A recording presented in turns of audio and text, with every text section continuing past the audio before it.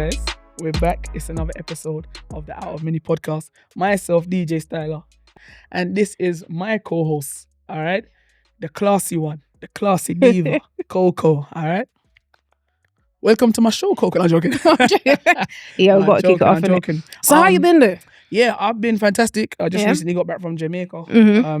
So I see you putting in the hard work. yeah, I'm not too happy to be back here, but I'm here, innit? I'm in the cold.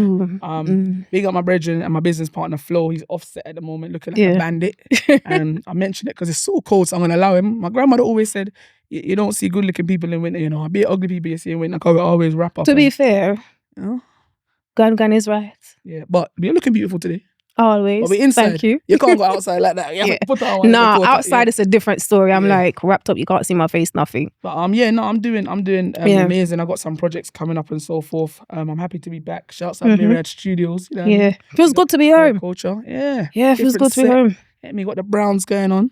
Yeah. Bring out the melanin. Yeah. I like it. And technically, we haven't seen each other since Sumfest last year. I know, right? I know, it's been a long time. On the topic of Sumfest, we might as well start there. We might as well start there. We might as well start with events. So, guys, we are going to be doing a roundup of 2025 because we can't just start the year just like this. Yeah. We have to talk about 2025 because a lot happened. You know what I mean? So, let's start with some events. Let's talk about Sumfest, Sandz UK, Reggae Land, City Splash. Let's start with the one that we was at. Yeah. Big up to the Reggae Sumfest team who invited us down. Shouts out Downsound Entertainment. Yeah, big up Downsound. Thank you very much. Lovely experience. Enjoyed it. I would say, for me personally, I know the big highlights of Sumfest were the crowning of Vibes Cartel. That was a huge, moment. But there is a moment I do want to talk about, and that is the Jashi and Masicka moment. I do want to talk about that. And you know what's mad?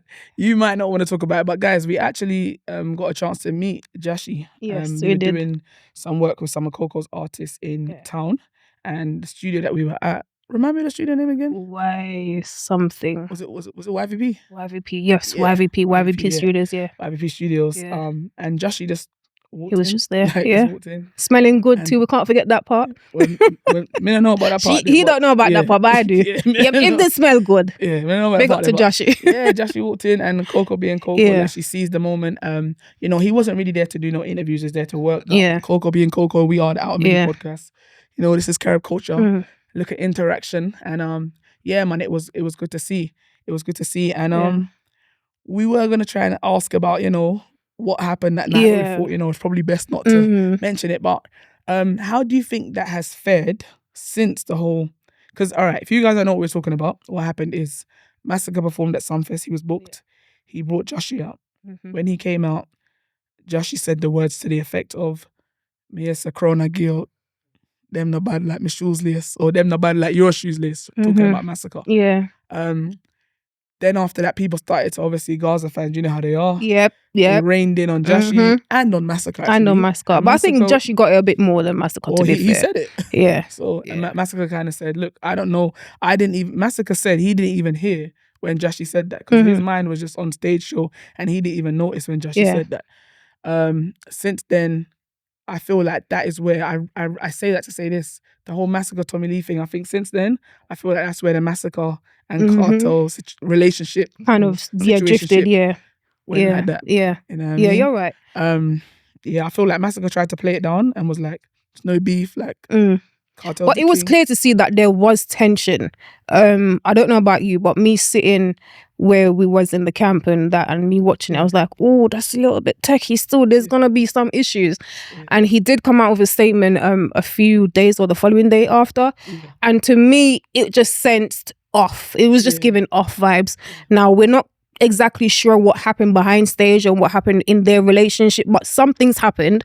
And I think me being a nosy Parker, I'd like to know what it is. Do you know what I mean? But definitely something happened, and I feel like Masicka is gonna hold his own. When it comes to anything, he's a bad artist. Well, he has to now. At the beginning, I feel like Masicka tried to play it down a little bit and say, I rate Cartel, he's my G, rare, keep it respectful. And then I think he got pushed and pushed and pushed, because when he was warring with Tommy Lee, which we can talk about. I might as well just talk about it now because it's interlinked. But when he was doing his clash with Tommy Lee, because it's over now, at the beginning he was keeping it on a level, and Tommy Lee was pressing buttons and talking about certain things, and it got to a point where Masicka had to now go for, like, you have to, if you're gonna try and go after the Gaza children, you have to go for the Gaza children. Yeah, I don't know if I call him. You have to go for the boss man. Technically, that's what Masicka said. He said, Tommy Lee something with the dogs and whoever what the dogs are. So technically, you're right. They are his children. Yeah, there's kids in it. But for me, at the same time as well, because I have to play devil's advocate sometimes, and I just want to go rewind it back to the whole Jashi and Masicka thing, Is it that it's a program thing where, like, in dancehall, we always say, yo, me badder than you, them man then a bad like me shoes lace, and those things are popular terminologies, So why is it that when Jashi states his opinion and says that that's his king and they're not bad like Masicka, all of a sudden now he's going against the Gaza order? Why? What if he's just bigging up his brethren and saying his brethren's bad? Why do we have to now attribute it to he's disrespecting the whole of Gaza? And, like, why can't he just say his brethren's bad? To be fair, all the artists them is bad in their own right. Yeah.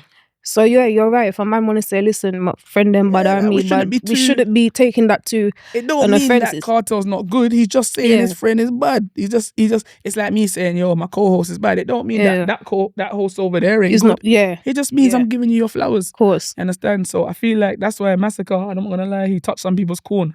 Because he's described it as a cult. And I know you're Gaza, but I have to keep it real. It is almost like a cult, because no matter how good Masicka is, they're always going to turn around and say whatever they're saying because they're Gaza. Me, I'm a music fan. Yeah. If Tommy Lee makes a good song and this Sicka, I'm going to say, yo, Tommy, that song ain't bad. If Sicka make a good song and this, I'm going to say, yo, that song. You understand? But I feel like some of the Gaza fans is like a cult. It don't matter how crap or how good something is, they're going to say Gaza forever, innit? Yeah. So, I don't know. Yeah. Anyway, that was the Jashi and Masicka situation. I feel like Sumfest put on a great show, great turnout. The turnout was insane. It was crazy. It was rammed. Yeah, the turnout was insane. It was. I feel like they need just a bigger feel somewhere. Like, just put it on an island. Put it on an island, and then we just fly over. But it was a good energy. Yeah, the experience was amazing. Like, I really enjoyed myself. Who was some of the stronger performers at Sumfest for you? For me, Masicka. Yeah, he had a Masicka. Yeah, Masicka was really to me, he stole the show. Spice had a good. Spice done her thing. Done her thing. She flew over to support Cartel as well. Disappointed in the end because we interviewed Skrdal and them, man, and I really wanted to see some of them Sparta artists and we didn't get to see it because they ended it early and whatever. So hopefully next year we get to see them, man. But on the topic of clashing, this year. Hopefully this year. Sorry, this year. My bad. See, I'm all forgetting in 2026. On the topic of clashing, big straight question. Who do you guys think at home, and Coco, who do you think benefited more from the clash? Tommy Lee or Masicka? Tommy Lee. Tommy Lee needed this clash. Yeah. Yes, I feel like it's given him a push in his career. It's given him a different level of badness. Yeah. So to speak. We know it's Tommy Lee bad, but him think tough right now. Yeah. He needed it. That's my opinion anyway. I mean, guys in the watching, and drop it in the comment section who you feel like needed. What your opinion? I'm gonna agree with Coco. I feel like Masicka as a DJ, when I'm juggling in the dance, there's at least 3 songs of Masicka that I juggle. Like at least Mute, White, 20matic. Like I'm gonna juggle. Like he's got a few songs in top 10. Tommy Lee didn't. You get me? If I'm going to juggle a Tommy Lee, I'm more going to go for like a Under Vibes or a Soul Band, one of his older songs. Times, I feel like Tommy Lee needed it because he don't have as much current hits like Masicka does in dancehall. But when it comes to war, this is made for him. The Clash was made for Tommy Lee. He's a war artist. Badness, it fits his whole image. So the Clash was just so interesting to me in that kind of sense. You know, and I'm surprised at Masicka's lyrics as well. Him did tough, but no one was saying it was tough. I'm not surprised because I remember him from when he was about 19 and he was built to be the next Cartel, because his problem was when he first started Sicka was he was too lyrical. He didn't know how to make hits, and what happened was he was told to like slow down your lyrics, and he made a gal song called Heaven I think, on a feeling rhythm, and that kind of got people gravitating to him. But before, he was just spitting lyrics like nobody's business, no structure, no nothing, just lyrics after lyrics. So I knew he had it in him. And yeah, man, Masicka's bad. I did enjoy the clash for a little while. It was. I enjoyed it. They both dropped some incredible music, in my opinion. Oh, we gotta talk about the next part of this clash. Yeah. Pitch, patch, itch, scratch, witch, watch. No comment. Flitch, flatch. No comment. I don't think that was made to be a clash song. So I don't want gimmick song. I think he just made it, and people probably turned it into, because it came out around that time. People just saying this is his contribution. Yeah. Next. Also, I feel like the Clash done a lot for Josh's career. Also, yeah, it's put a little bit of fire in his belly. Yeah. And now he's producing song, which is great. I love it. Joshi. I rate Joshi. See the heart that he's got. I rate him. He bravery. Don't care. Yes. Yeah, and he's always been like that. From that interview where he went viral and that. Yeah. And he's like, you get me, Anthony Miller and that. Yeah, I rate Joshi. I think he's got a lot of heart.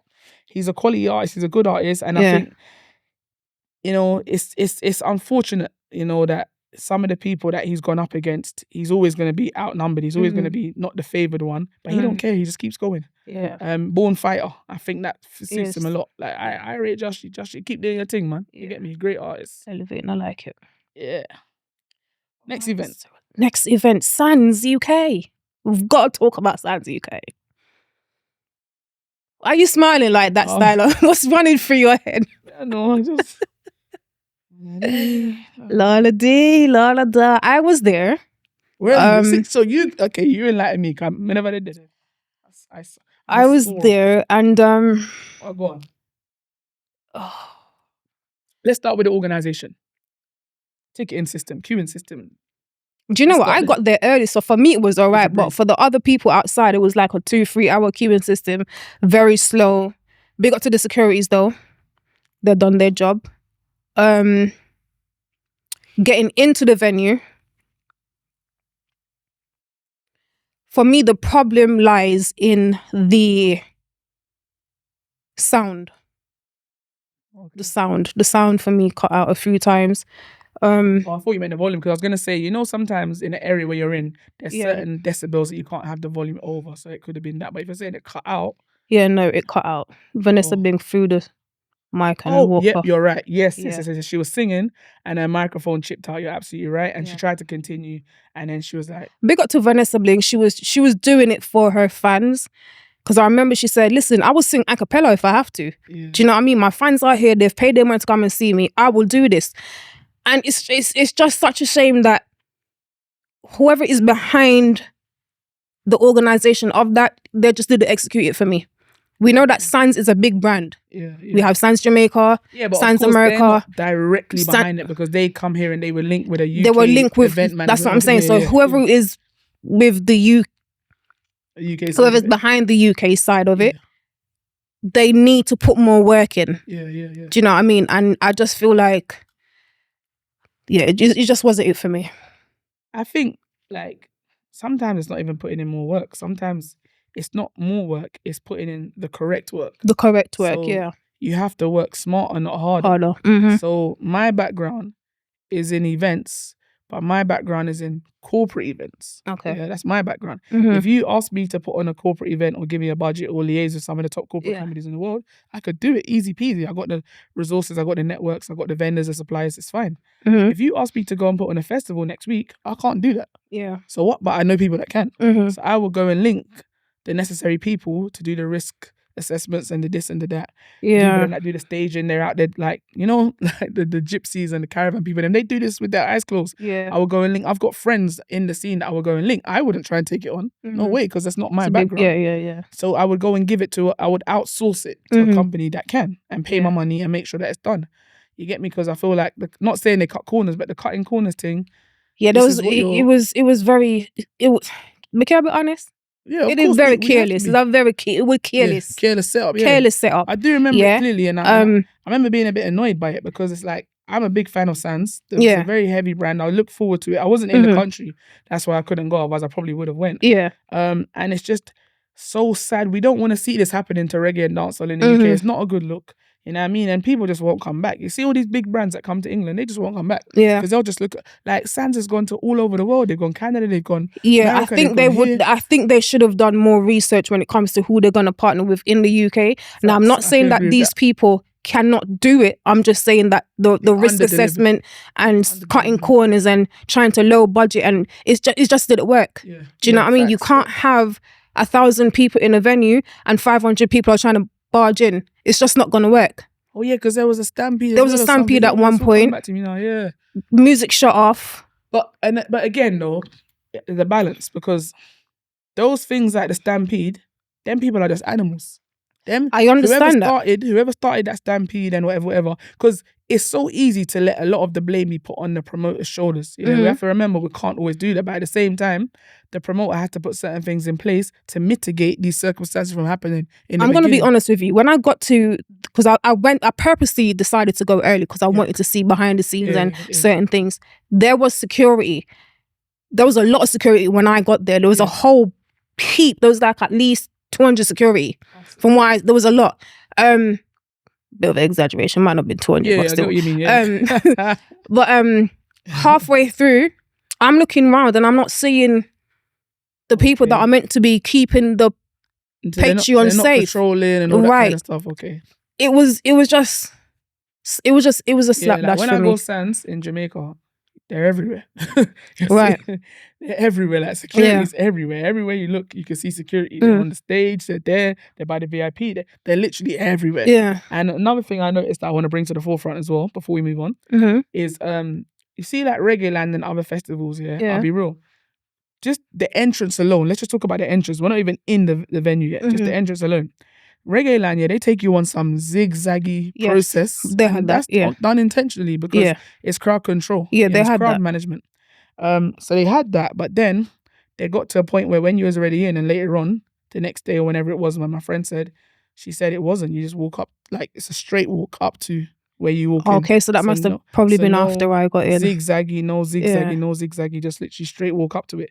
I wasn't there, so again, I can't really say, but she said that was her experience. And literally, like, she said she paid for VIP and it was pointless because, like, people was just, Reggae Land. Anyway, to end on that note, Sandz Jamaica, we hope you will come back to the UK. We hope you will give us another chance. We hope you will, exercise your methods to do research into who it is that you're working with. And if you do work back with the same set of people, I hope they do their research to go and execute a safe event, because we want we want the betterment of reggae and dancehall, and we want these kind of events over here. Before I move on though, can I just quickly give a big up to someone that I need to big up? Is it what's DJ Nate's brand? Caribbean Rocks, or I don't even know what his brand is. Something along those lines, right? Big up him, because the people them complain they didn't get to see Idonia and at Sandz. He recently done an Idonia concert, proper venue, proper things, sold out. Yeah. And I think it was Troxy, And my brethren went, they said they had a dope time. So we have to give credit where it's due. Yeah, I haven't heard one negative. I ain't heard no negative there. Haven't heard any negative. Nate, keep doing your thing, bro. Yeah. You get me your thing. Yeah, proper. Yeah. Big up. Yeah. I will say though, the vibes was nice before the sound cut out. So big up to the promoters. Like, I'm not trying to bash no one. The vibes was nice because I was enjoying myself. I was having a whale of a time. But just be mindful of. Short of a good few things. Yeah. Yeah. Calm. Right. So Reggae Land. I didn't really hear much about Reggae Land in terms of like problems. Yeah. A strong lineup. K-Pop was there. Dexter Daps was there. Lila Ike was there. I think Protege. Like, they had a strong lineup. I haven't heard any negatives, to be honest. Yeah, only negatives I heard is that in Milton Keynes, where it is, a lot of people them were booking accommodations, and then the accommodation were cancelling them and then selling the same property back for triple the price. So if you are going to Reggae Land, try to secure your accommodation in advance, whereby you pay for it. Don't do the one where you book it and then pay later, because it's not really secure.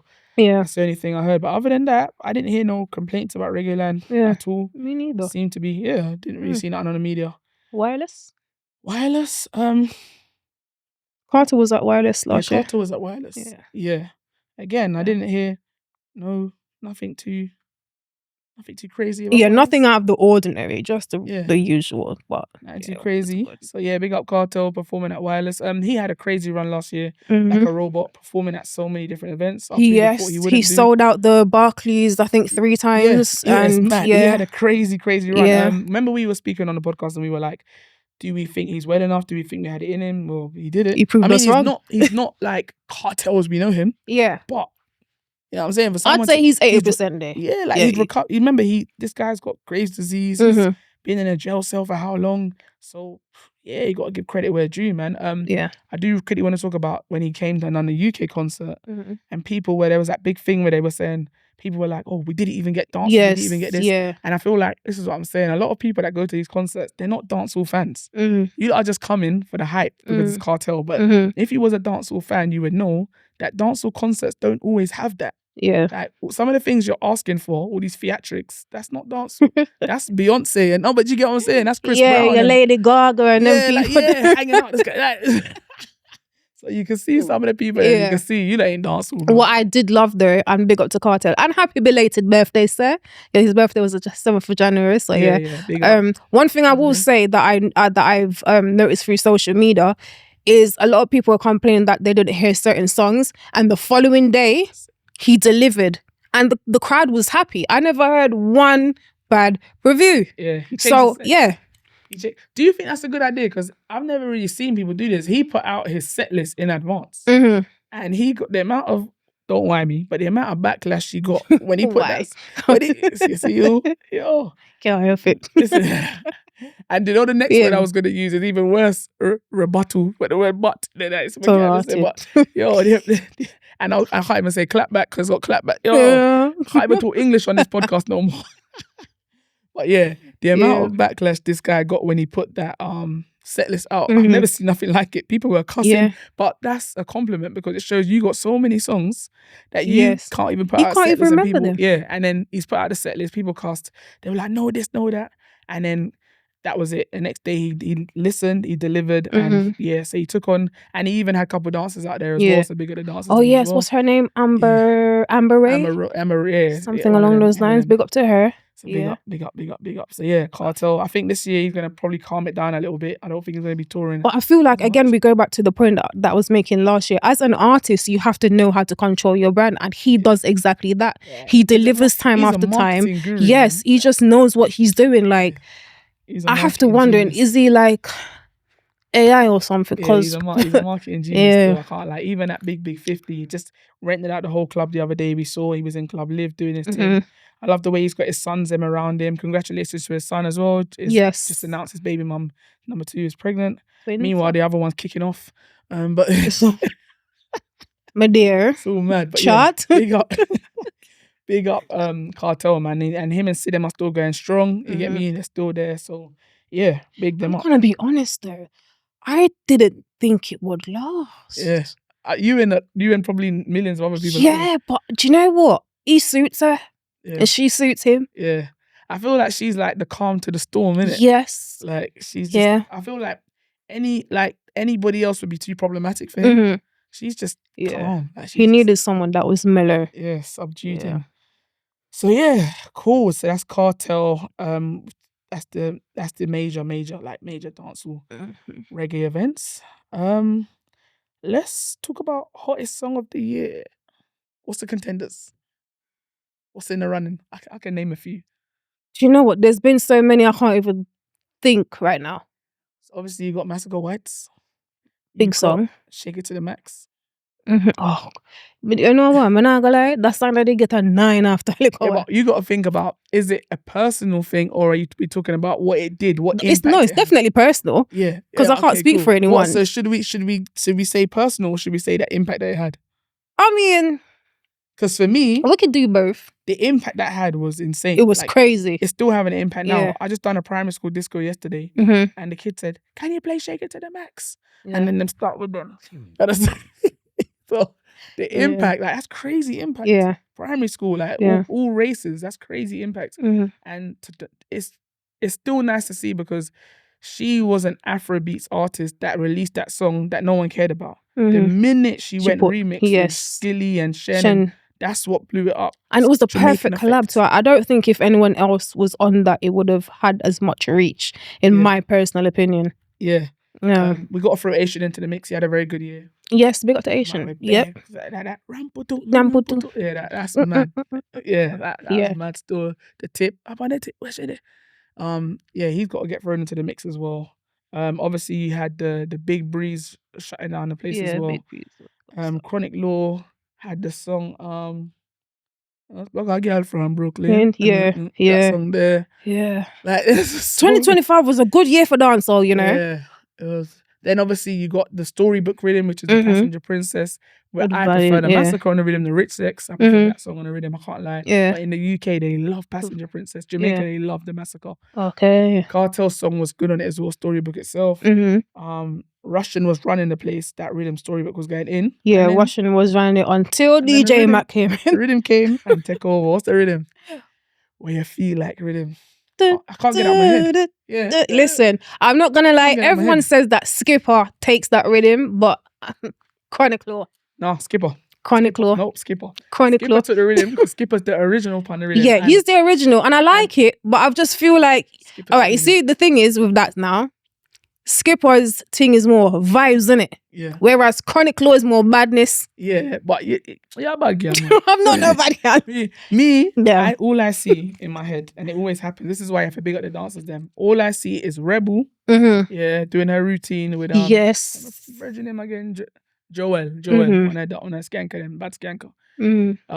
Dark skin one with the hair. You've seen him. Rebel always brings him through. She rates him fully. He's bad. Joel, Rebel, and one next one was dancing three of them. Okay. And that's when she dropped the routine, what she does. Yeah. And then now, because I've seen it, and then when I saw it, that's the first time I heard the song and the rhythm. The two are married now together. And it happened the same thing when she done it with Rum Behavior. Yeah. She came and done that. Yeah. Yeah. And then so now every time I hear the song, I see Rebel, and every time I see that dance, I see. Do you get what I'm saying? I married the two. So now that's just it. It lives in my brain now. So anything else that comes after, it's like, yeah, it's good, but it's not that. Yeah. But the Badness Upgrade Chronic Law is bad. That's my second favorite on the rhythm. Yeah. But Skipper for me, instead the rhythm, and he's having a brilliant year. Like in Jamaica when I just came back, Skipper. Not just that song, his tunes are running. People are playing his other songs like so. I think he just bought a new car as well. Skipper's having an amazing end of the year, and I think this year he's definitely one to watch.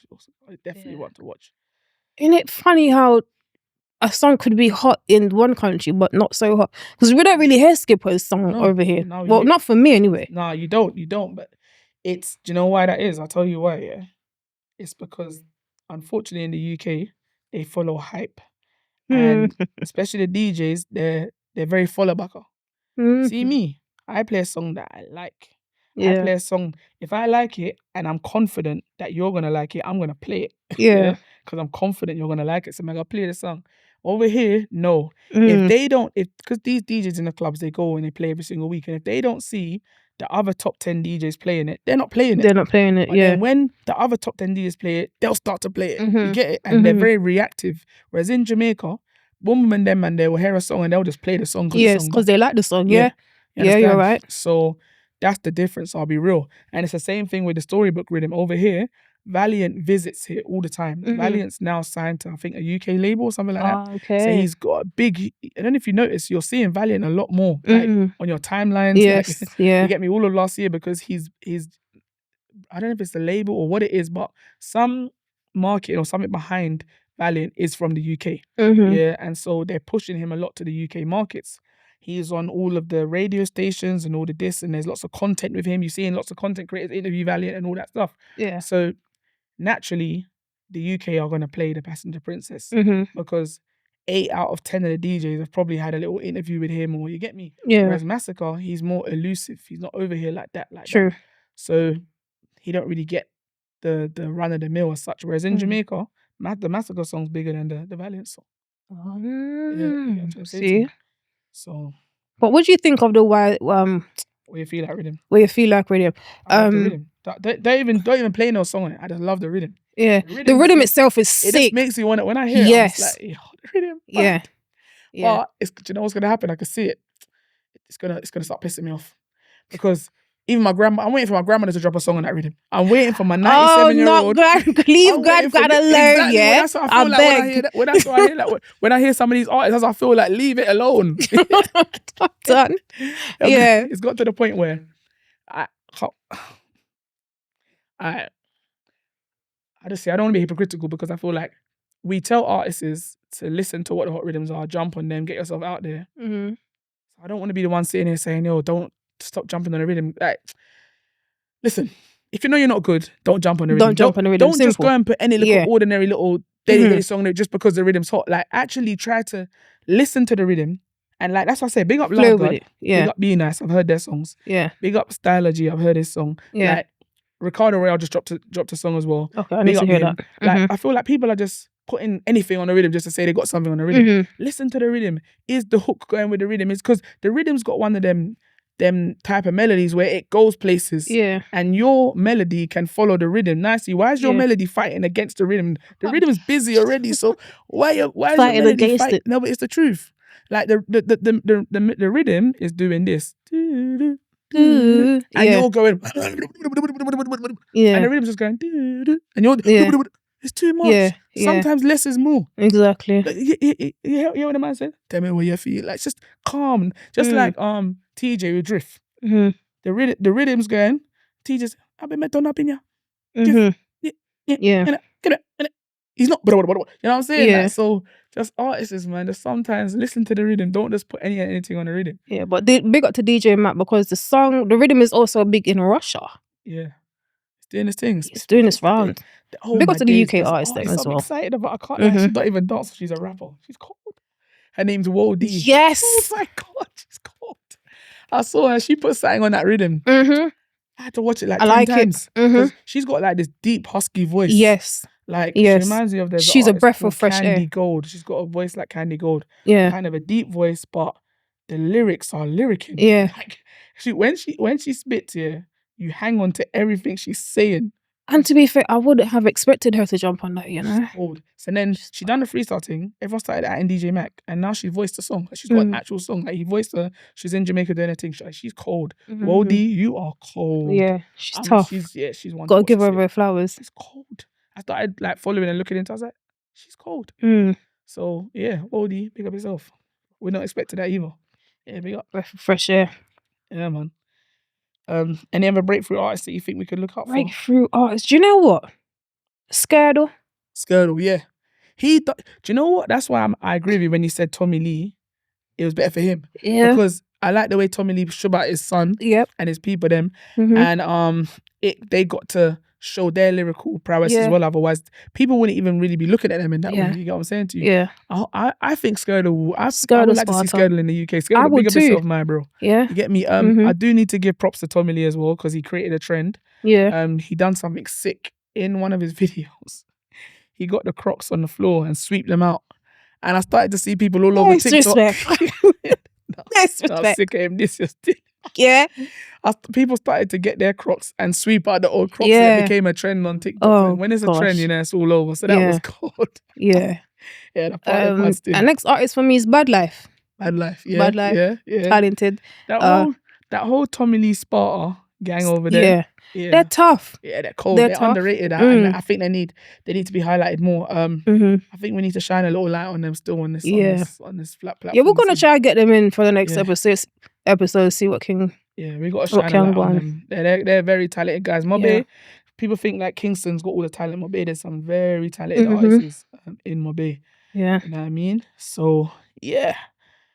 All right. This is a funny topic. Most stressed artists or moments of stress in the industry. Shandstorm. Pitch, patch, scritch, scratch, witch, watch. I was laughing offset. I talked to you about pitch, that. flatch. What are we saying about that? Scritch, scratch, pitch. You know what? Yeah, I'd have to give it to Shandstorm still. Big up. Don't get me wrong now. I love Shandstorm. Yeah. Well, the New Year for loyalty. Shandstorm's a big artist. But yeah, for me, it would have been Shandstorm. But you know what's funny though? Everyone cusses a song, but everyone still talks about the song. Yeah. Still, so he's winning. He's winning. Either like, way, ultimately, whether you're laughing with him or exactly, at him. Yeah, like ultimately. Yeah. Bitch, scratch, scratch. And you know what's mad though? The rhythm's actually a calm rhythm. Like it's like a amapiano type of vibe. You get me? And I like when I actually like when he starts with "Don't test like a fool, don't test, don't." So it's like it sounds like alright, where's he going with this? And then you're waiting for it now, and then you just hear itch. Yeah, I'm waiting for some bad man lyrics to come in, and then I'll just hear this like, "Don't test like a fool, don't." So you're like, alright, yeah. We said, can somebody do an animation and send it to us? Like, the man says itch, pitch, patch, piss, or whatever. What is it saying? Not piss, but shit, scratch. Yo, I feel laugh, man. But yeah, big up. Any promotion is promotion. And you know what's mad? He got a good look around on social media for it. The vloggers then were taking a mic, and when you're taking a mic, you're still being talked about. So all publicity is good publicity. Yeah. So same way. You know what I mean? So let's see what he does with this from here, from the pitch patch. Scratch. Is it even called pitch patch, or are we just taking a mic? I don't know. I've heard it being called itch, scratch, pitch, patch, witch watch, flitch, as soon as you say that song, everyone knows the song. Yeah, everyone. Lisa Hyper, I'd say. Oh yeah, she's good now, don't she's good now mentally. But her 2025 was rough. Oh yeah, she's got to go in that topic. Yeah, 100%. Yeah, she's got to go in that topic for sure. Oh, damn, I forgot about her. You know. Yeah, that was stress. That was a lot. He's taking a lot of stress now. I just saw something about it. I'm not trying not to give it no energy because she's not problematic. But Sicka Rhymes went and called up Vanessa Bling's name and put her in some pasta. But she's not problematic, so why did he do that? Yeah, but you see, and it brings me back to when you... But she told a picture don't lie. But she told a lie. She lied. Because I didn't see the mix-up, but I did see where... I haven't seen her say it, but someone said she said she never met know him from life. Yeah, but he come out with the picture. Yeah, and that's what I'm saying. Like, you can't say things when you know that there is proof. If I know that I've met you before, Sal, I'm going to say, oh, I've never seen him before. When we've done a whole podcast and everything. Yeah, that's mad. Like, that's crazy. But do you know what goes against her though? Yeah. And this is what's mad. It's so funny you should bring this up. Let me tell you a real life situation. I'm going to tell you this in real life, and this is why it's so sad for her. All right. This is a real life situation. Imagine, yeah, you come out and say you've never met me in real life ever. Yeah. Not even meet me in real life. Boom. I go drop the picture. Yeah. Shows me and you sitting down. Yeah. No AI, nothing.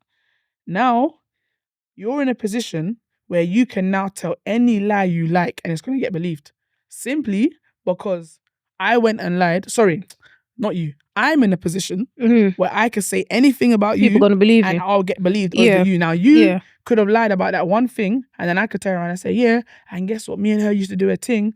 That bit could be the lie, you know. But no one don't know that because I've got the whole social media on my side now because I've shown one proof of one thing, and this is what I'm saying. There's not enough critical thinkers on social media. So now, in a situation like that, I would say, yes, she did lie because the picture's there. Yeah. But is he now lying about all the other things he said, which she's claiming didn't happen? I don't know. Until he brings proof of that, I'm not going to judge. But what happens is, all the social media warriors, they start bashing this one now because of what... You get what I'm trying to say to you? So, she shouldn't have told a lie. Now look. Yeah, you should just keep it moving. You know, don't say nothing. Like him as a man, why? What did he expose her about? What even happened? Do you know? I'm not sure what happened. I just know that somebody said they'd never meet somebody and somebody else dropped a receipt. I just wanted to know how it started. So, like, I don't feel like man should be in any social media war with girl. But then again, it depends on the definition of a man. Yeah. I touch itch, pitch, patch, scratch. Wish watch. Wish wash. I'm done. Yeah, alright, cool. Yeah, so it's a bit stressful for her right now because that don't look good. Yeah. that don't look good. That was a very silly lie. Big up to Pumpkin Spice and her ginger hair and her British accent. Do you know what? I love it. Yeah, it's good. Did you see the I one with love the dog? it. Where the dog did doo-doo? Yes. The way how she just come out of the British and go into Jamaican, I'm just like, one Spice. I shit that. Yo, that was funny, yo. Yeah. Spice always goes in every Christmas with her children. You know, we get to see the inside. She themed her Christmas Jamaica this year. Yeah. That was dope. Big up to Spice. What else we got on the list? So we done Masicka, done Hottest Song of the Year. I feel like we can talk about 2026 now. We can't not go forward without talking about Hurricane Melissa. I'm still trying to get over that style. Like, how does it look down there? Because you was on the ground then with your team. So how was that? In honesty, Kingston is still living their best life, like nothing ever happened. Yeah, they were dancing in the rain. I was gonna say those MFs, but those people, they were right. Like Kingstonians don't take nothing serious. The street parties are happening every day. They're quite alright. But what I do like, I love the fact that the Kingstonians are taking their time to organize care packages and visit the other rest of the island. I love that. Like so many of them, boom, boom, all of them. I've seen and not even just the celebrities. Like the TikTokers been doing a lot of work even as the well. regular people. Like just regular people. Like, I love it. Like I've called one of my brethren and I was like, "You good?" And he's like, "Yeah, I just came in off the road doing some care packages." I was like, "Oh, okay." It's nice. One thing about Jamaicans, we're gonna help each other when it comes to. We might not like each other sometimes, but the love we have for each other, it outrides everything. And we're just gonna have each other's back. So big up to my fellow Jamaican people. Keep holding on. But I love that. I don't know if I want. I took a trip down to like the country, my base sides, Hanover sides, them sides there. I didn't get to go into St. Elizabeth. I didn't even feel like I wanted to. I'll be real. Draining. As soon as you get off the toll at Ochi, that's enough for me. And that wasn't even the brunt of the storm. But just seeing, like the gas station signs, the big metal gas, them fall up like pretzel, like big. You know what I mean? When you look into the hills, you used to look into the beautiful hills and you'll see the nice greenery big houses. And how or the greenery's gone, just brown. But then the houses, all you're seeing is like shells. You're seeing the house, but roof gone, so no roof. And then where it was a roof, you're seeing patches of blue, and you're thinking, "What's that tarpaulin?" So you see where the tarpaulin, you literally can see the blue tarpaulin patches scattered out in the hills, which is a crazy scene. I'll be real. It's crazy scenes out there. There's still communities that don't have lights, still communities that have been neglected. But then happier times went into Montego Bay where the craft market was, spoke to a lady there. And I love the honesty. I said to her, because the craft market was quiet as hell. There was only like 2 stalls open. Nobody was in there, no customers. It's just so sad to see. It was like a ghost town. All the rest of the shops, the roof is down, no one's there. And I said to her, like, "Oh, how are you lot coping, man?" She's like, "We all right, we all right." She's like, "Yeah, man, we get help, we get some care package and America come and help me and the government's doing this." And so I just want to say, like, when people say government's not doing nothing, it's not that they're not doing nothing. It's just, I think they're not doing enough. Yeah. But then I don't know if I could say that as well because it's a huge task, And I feel like for the government to sit down and try and take on this task by themselves, myth. They need external help. Are they really by themselves? Because America has sent aid, Japan sent aid. The reason why I say by themselves, because that's the problem. Listen to the word send, Send. It's still down to the government now to let this aid reach where it needs to reach. America can't go in and say, "Right, it's all right, mate, you sit in the office, we're just going to go out there and we're just going to go give it to these over there, we're going to give it to..." No, the government has to have a task team that sets out where the aid goes. I don't think the government can do that. I feel like the government need to get external people come in and actually take over. So what he should do, there's 14 parishes, right? Yeah. Because Kingston was affected, not in a way that everybody else was. Yeah. But, some of them still got and so leave Kingston till last because they're last on the list. And you look at the most affected areas, so your St. Elizabeth's, your Westmorelands and that, and you assign a task force to every district in that parish. So you have, say for example, we're talking about Montego Bay, for example, you would say, right, this is a team of 20. This is for the Montego Bay only, You two are for flankers. You two are for Barrett Town.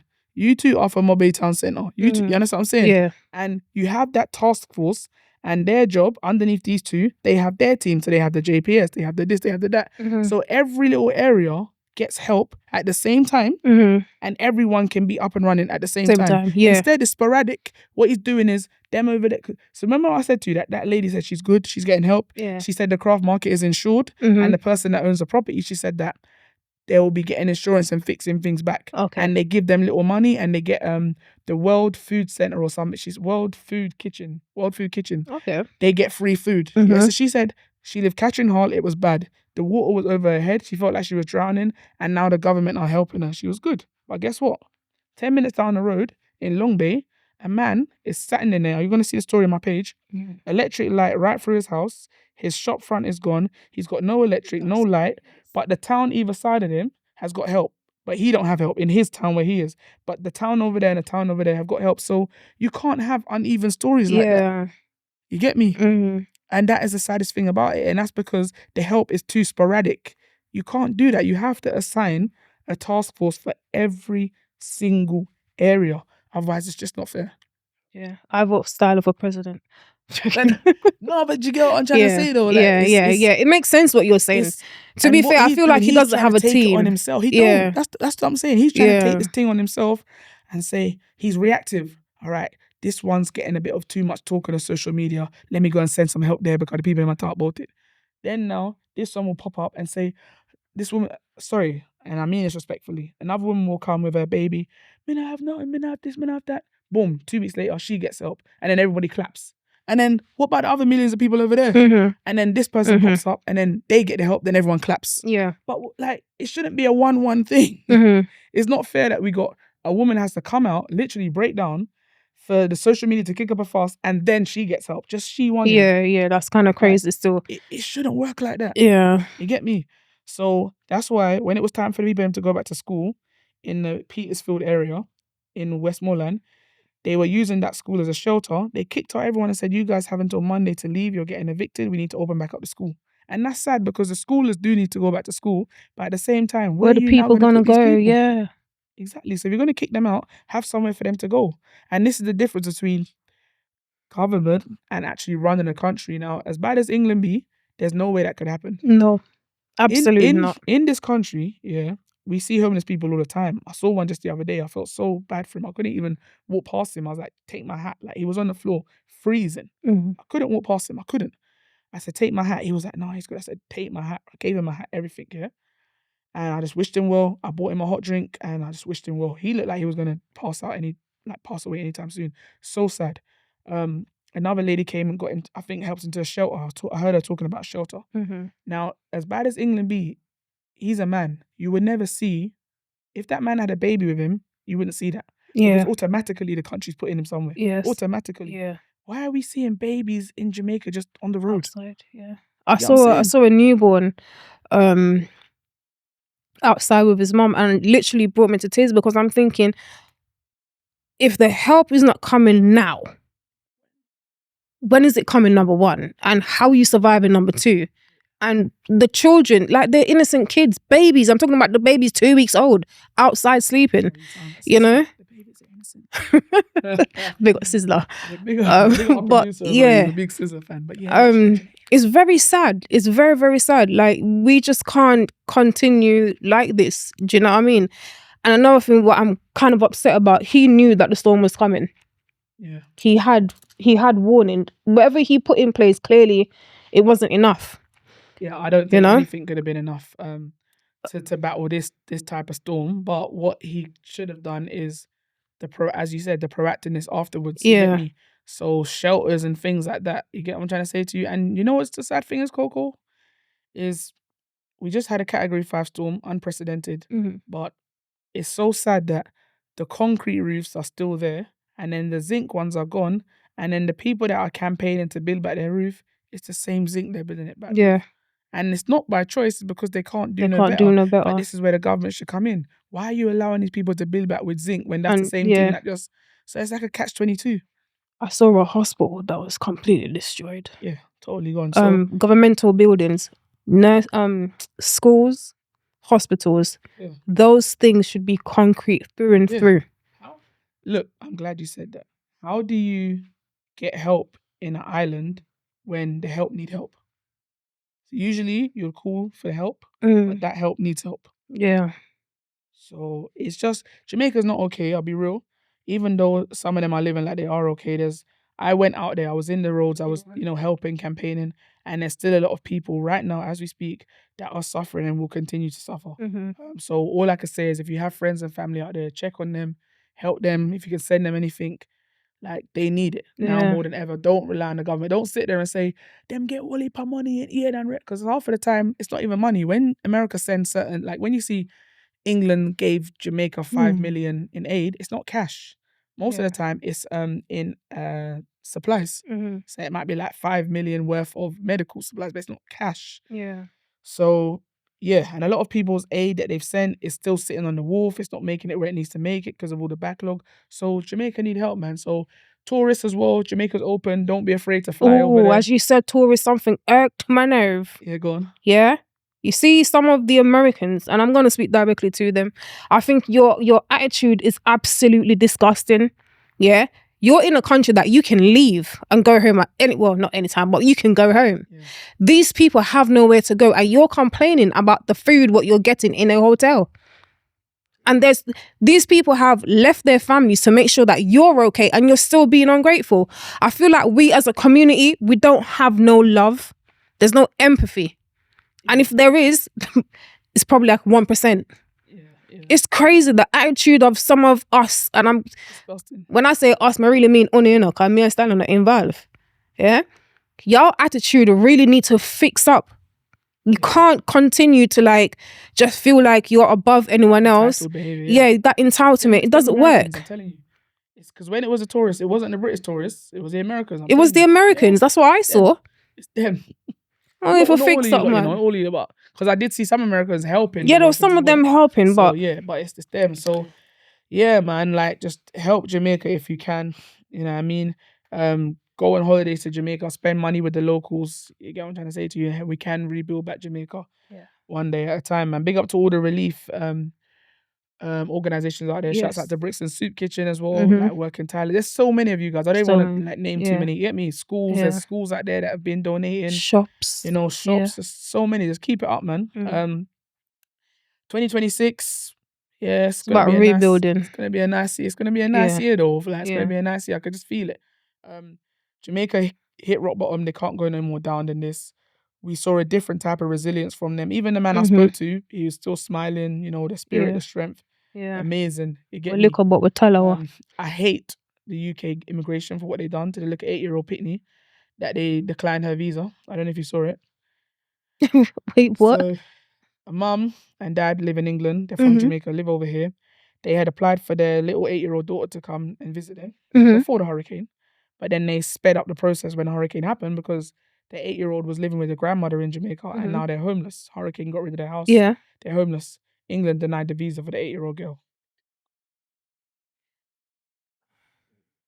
Yeah. On what grounds? I don't know. What could the 8-year-old girl possibly... they like to say, crime and drugs. It's an 8-year-old girl. It's a child.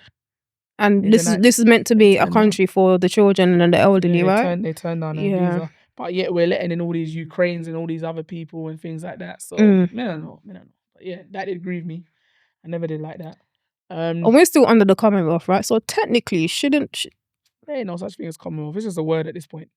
It's just a word. My dear. It's just a word. You get me? Because really and truthfully, England should be opening up their doors and letting in a lot more Jamaicans that are suffering 100%. Right Not just Jamaicans, but us as a Caribbean nation. We helped to build this country. Hello? I would go into a little bit of history, That's but topic there.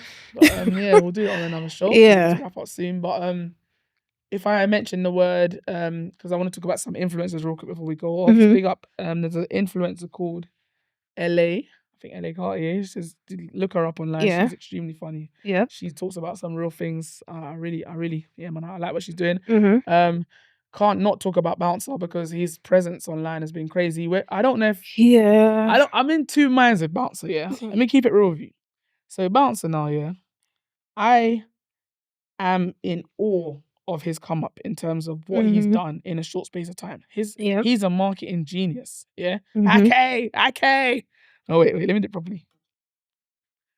Okay. Comment ready. Okay. Are you internet ready? So yeah, his marketing genius, and I could learn a thing or two from him in terms of marketing. Like he's different level, bigger.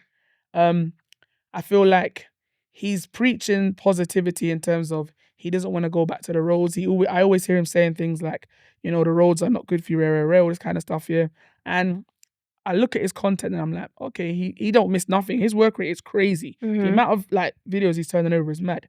But then he went and spoke about the Dami in India thing, and I was like, Yeah, I still have Leave that a quote up alone. on Like, that I was part. like, bro, you didn't even need, like, whether it was true or not true, I was just like, bro, you're looking like a little gossip thing now, bro. Like, your thing's above that. You know what I'm I saying? think I stopped when he spoke about intended to speak about ZZ Mills. I was just like, yeah, it's I don't even know if I saw that still, but I just feel like, bro, like, don't reduce yourself into, like, leave that alone. There's certain things, bro. Yeah. Like, just leave it alone. Yeah. Fam. You know what I'm saying?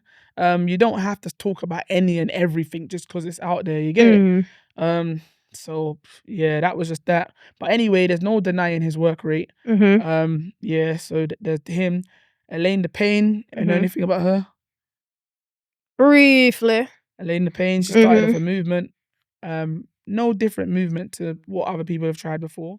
Yeah. Support black businesses, like, from the inside, and economically grow black economy. Yeah. However, she done one thing different, which is why everyone's got their knickers in a twist and getting mad.